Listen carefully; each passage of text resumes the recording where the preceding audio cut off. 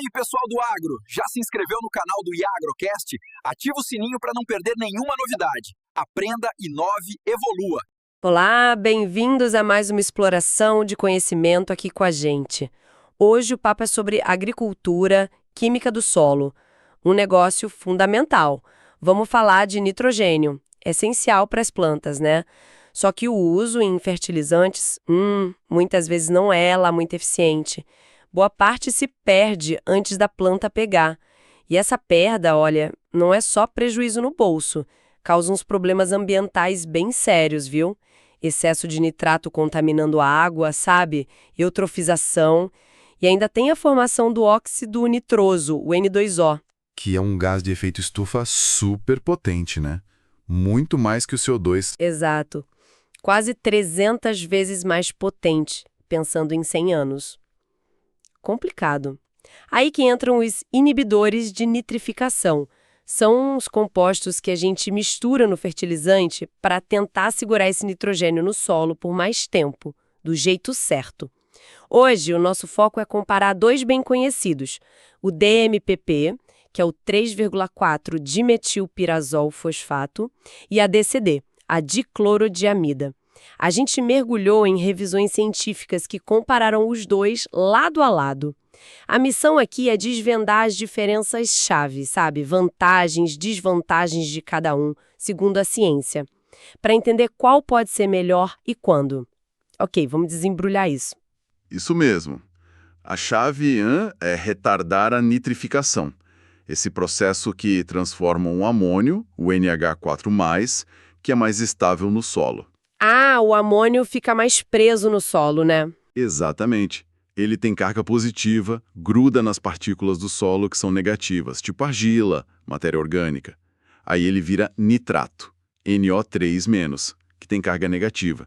E o nitrato solto na água do solo, aí que mora o perigo. Ele pode ser lavado pela chuva, pela irrigação, vai parar nos rios, lençol freático, é a lixiviação. Ou então, se falta oxigênio no solo, outros micróbios podem transformar esse nitrato em N2O, aquele gás problemático que você falou. É a desnitrificação. Então, esses inibidores, ao frearem essa conversão de amônio para nitrato, eles tentam manter o N disponível para a planta por mais tempo, mais sincronizado com a necessidade dela. E, claro, diminui essas perdas para o ambiente. Entendido. Então temos aí nossos dois competidores de hoje. O DMPP, que é mais novo, fim dos anos 90, considerado de segunda geração, famoso por funcionar em dose baixa, e a DCD, bem mais antiga, né, pesquisada lá nos anos 60, 70. Muito usada, até porque geralmente é mais barata. Vamos ver como eles agem, então. O alvo principal é o mesmo, tá? Os dois querem inibir a primeira etapa da nitrificação, a oxidação do amônio. Quem faz isso são micro-organismos, principalmente bactérias, as AOB, e arqueias, as AOA. Eles usam uma enzima-chave, a amônia monoxigenase, a AMO. Bloquear a AMO é o foco. Certo. Mesma fechadura, mas talvez chaves diferentes. Boa analogia. As diferenças começam aí, no mecanismo e nas propriedades químicas. O DMPP, o mais aceito, embora ainda role uma discussão, é que ele sequestra o cobre do sítio ativo da AMO. Sem o cobre ali, a enzima não funciona direito. E um detalhe, ele é vendido como fosfato para estabilizar, mas quem age mesmo no solo é o DMP puro. E as propriedades dele? O que o diferencia? Olha, o DMPP é pouco solúvel em água, isso é bem importante. Significa que ele não sai toceando pelo solo, fica ali, perto do fertilizante. Menor risco dele mesmo ser lavado, sabe? E ele dura, persiste bastante. A meia-vida dele é estimada em uns 50, 60 dias a 20 graus Celsius. E o mais marcante, talvez, funciona em doses baixas, tipo 0,5% a 1,5% do N aplicado. Bem pouquinho. Interessante. Baixa mobilidade, longa duração, dose pequena. Essa é a cara do DMPP. E a DCD? Como ela se encaixa nisso tudo? Mecanismo, comportamento no solo. A DCD já age diferente. Parece que ela interfere mais no fluxo de elétrons que a AMO precisa para funcionar. Não ataca o cobre diretamente, entende? E as propriedades, quase o oposto do DMPP. A DCD é muito solúvel em água. Ah, então ela se mexe mais no solo. Exato. Muito mais móvel. Isso pode até ajudar a espalhar, mas o risco dela ser lavada para fora da zona das raízes é bem maior. Principalmente em solo arenoso, ou se chover forte logo depois de aplicar. E ela se degrada mais rápido também. Depende muito da temperatura, da matéria orgânica. O pico de degradação é entre 25 e 33 graus. Mais quente, some mais rápido.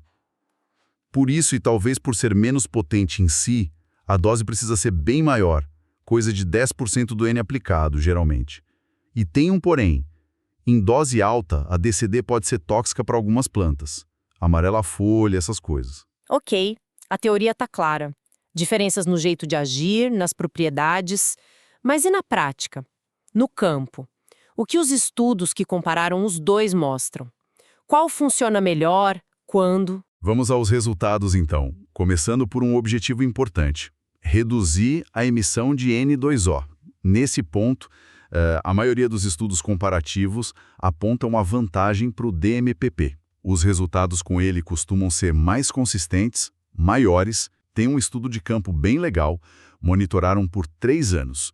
O DMPP reduziu em média 49% das emissões de N2O nesse período. Quase metade. E a DCD? No mesmo estudo, nas mesmas condições, a DCD reduziu em média 26%. A maior persistência do DMPP parece fazer diferença aí, sabe? Ele segura a nitrificação por mais tempo. Tem relatos na literatura, em condições ótimas, de redução com DMPP passando de 80%. É bastante coisa. Impressionante. E quanto a segurar o nitrogênio como amônio mesmo, inibir a nitrificação ali no solo? Aí o DMPP também se destaca pela potência.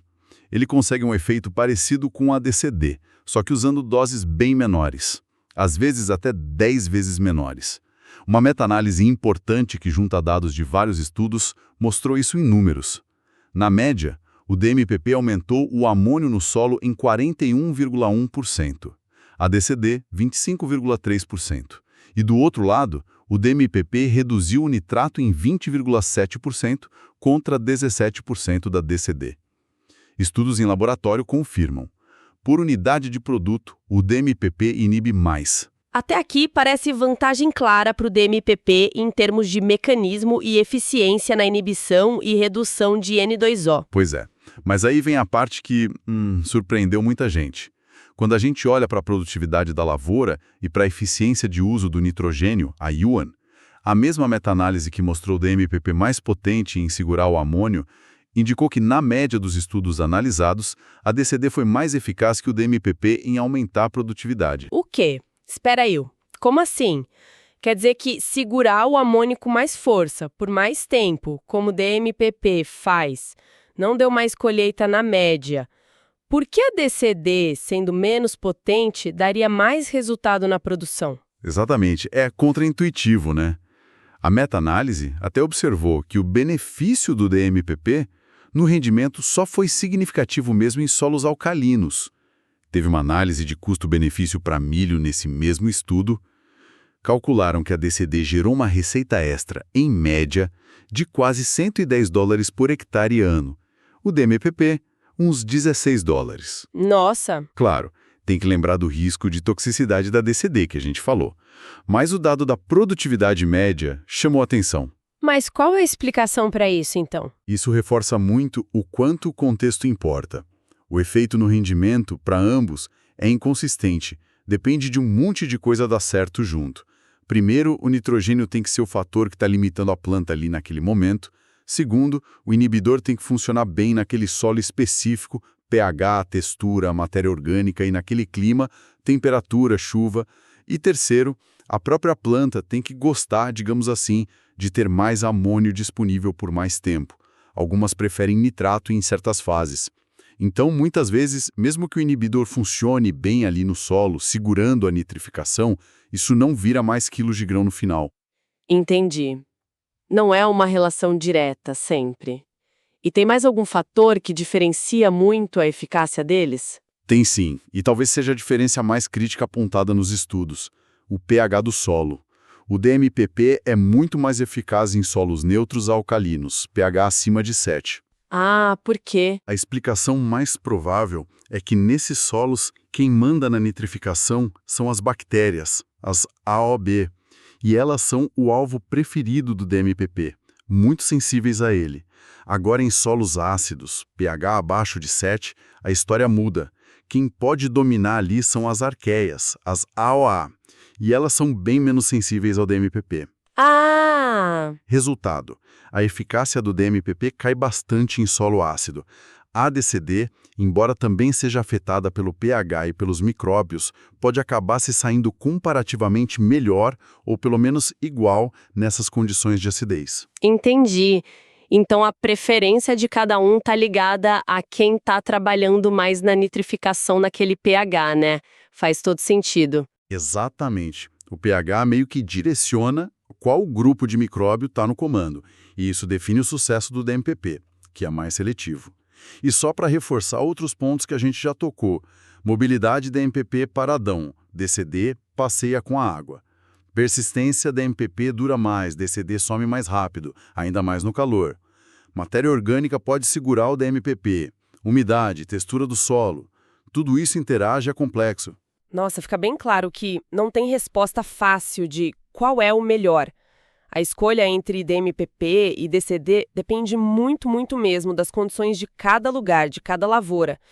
E imagino que, sendo pesquisa ativa, ainda tenha muita coisa em aberto, muito debate rolando, né? Com certeza. Tem vários debates importantes. Um é essa inconsistência que a gente falou. Resultado de laboratório versus resultado de campo. No mundo real, é tanta variável, clima, solo, manejo, que às vezes o benefício some ou fica pequeno. Outro debate é sobre a seletividade microbiana. A visão geral é que eles pegam mais as bactérias, AOB. Mas tem pesquisa mostrando que o DMPP, talvez em dose alta ou por mais tempo, pode afetar as arqueias, AOA, também. E tem as bactérias Comox, que descobriram mais recentemente, fazem a nitrificação completa sozinhas. Como elas reagem aos inibidores, a gente ainda sabe pouco. Isso pode mudar o jogo a longo prazo. E tem mais alguma polêmica grande? Tem sim. Uma que está ganhando bastante destaque. É o que chamam de pollution swapping, tipo uma troca de poluição. Isso levanta uma questão bem séria.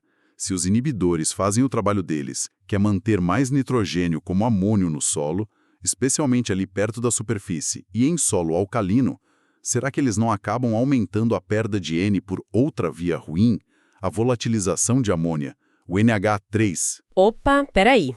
Quer dizer, então, que tentando resolver o problema do Na2O e do nitrato na água, a gente pode, sem querer, piorar outro problema, que é a emissão de gás amônia para o ar. Essa é a preocupação, exatamente. Amônia, NH3, também é poluente. Contribui para material particulado fino no ar, ruim para a saúde, sabe? E quando volta para o ambiente, causa acidificação e eutrofização. Alguns estudos, até com modelos matemáticos, sugerem que em certos cenários, solo alcalino, fertilizante na superfície, calor, umidade, o dano ambiental extra da amônia pode ser igual ou até maior que o benefício de reduzir o N2O. Caramba! Isso coloca um ponto de interrogação no benefício ambiental líquido dos inibidores em algumas situações, né? A não ser que se combine com outras práticas para diminuir essa perda de amônia, tipo incorporar o fertilizante no solo. Uau! Bom, depois de toda essa conversa, como a gente pode resumir essa comparação complexa entre DMPP e DCD? O que fica de mais importante para levar? Olha, me parece que o DMPP brilha pela potência em dose baixa, pela maior duração no solo e por não se mover muito. Isso geralmente leva a uma redução melhor e mais constante do N2O, principalmente em solos com pH neutro para cima, alcalino. Já a DCD, apesar de menos potente, mais viajante no solo e com aquele risco de toxicidade, costuma ser mais barata e, surpreendentemente, mostrou um impacto médio maior na produtividade em algumas análises grandes. Pode ser mais jogo em solos ácidos. Mas a mobilidade alta e a degradação rápida, principalmente no calor, são desvantagens claras dela. O ponto crucial mesmo que ficou martelando aqui é: não tem escolha universal. Depende demais das condições locais. O pH do solo parece ser o fator número 1 para desempatar, mas temperatura, tipo de solo, chuva, a própria planta, tudo conta muito. E é fundamental a gente reconhecer o que ainda não sabemos, né? Tem lacunas importantes. Precisamos entender melhor os efeitos de usar isso ano após ano, a longo prazo, na biologia do solo e na saúde do solo como um todo. E uma lacuna gigante, crítica mesmo, é a falta de dados em solos tropicais. A maioria da pesquisa é em solo temperado. E solo tropical, como o nosso aqui no Brasil, é outro mundo. Temperatura, acidez, minerais, como eles funcionam aqui. Precisamos muito dessa pesquisa. Verdade. E mais, precisamos de avaliações mais completas, que olhem o balanço inteiro do nitrogênio, o que se perde por lixiviação, por N2O e por amônia NH3, tudo junto. Só assim para saber o impacto ambiental real líquido. E a pesquisa continua, claro, buscando novas soluções, inibidores biológicos talvez, tipo óleo de Nim, embora a eficácia ainda varie muito, ou novos sintéticos, quem sabe mais eficientes contra todos os micróbios nutrificantes e com menos efeito colateral. Isso tudo nos deixa com uma reflexão final, né? Pensando nesses trade-offs, nesses dilemas ambientais, tipo reduzir N2O, mas talvez aumentar a amônia. Como a gente pondera isso? Será que focar só numa métrica, mesmo que importante, como o N2O, dá a visão completa para a gente ter uma agricultura realmente sustentável? Ou será que a gente precisa urgentemente de um olhar mais integrado para avaliar o impacto real dessas tecnologias no sistema todo? Fica aí a pergunta para a gente pensar. Bom, pessoal, agradecemos muito a companhia de vocês nessa análise comparativa.